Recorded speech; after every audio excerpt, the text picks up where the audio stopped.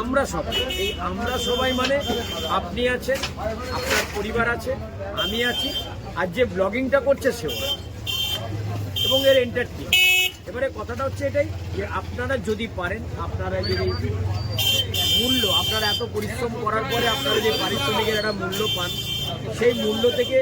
অল্প সংখ্যক, অল্প একটু টাকা, অল্প একটু, সেটা যদি ওই বাবা মার পরিবার, ওই বাচ্চা মেয়েটা বা বাচ্চা মা এক রানাঘাট, আর একটা মনে হচ্ছে আমাদের এতে কী বলে সোনারপুরের, আমরা সবাই মিলে যদি পারি, আমরা সবাই মিলে যদি